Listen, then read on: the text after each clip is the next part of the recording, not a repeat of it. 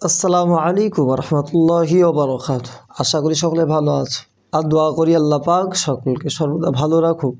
আল্লাহ সকলকে হায়াতে দারাজ করুক, রোগ শোক বালা মুসিবত থেকে হেফাজত করুক, আমিন। আজকে আমি যে বিষয়ে আলোচনা করব, আল্লাহ পাকের একটা কুদরতি নাম, যে নামটা আমল করলে আল্লাহ পাকের ইচ্ছায় ক্ষুধা ও দারিদ্রতা দূর হয়ে যাবে। আল্লাহ পাকের একটা কুদরতি নাম আছে, ইয়া ওয়াহাব। এর অর্থ হচ্ছে হে পুরস্কার দাতা।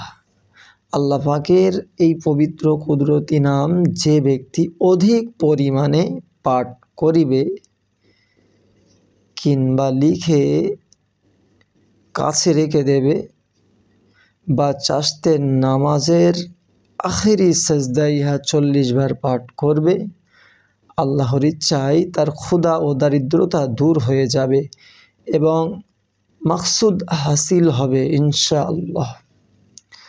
গভীর রাতে কোনো নির্জন গৃহে কিংবা মসজিদে খালি মাথায় বসে মুনাজাতের নিয়তে হাত উঠিয়ে 100 বার এই নামটি পাঠ করিলে যে কোনো মনোবাসনা আল্লাহ পাক পূরণ করে দেবেন ইনশাআল্লাহ।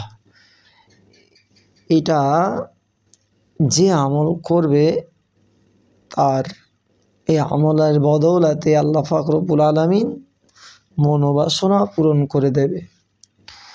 তো আমরা সকলে চেষ্টা করব আল্লাহ পাকের কুদরতি নাম ইয়া ওয়াহাব এই নামটা আমল করার।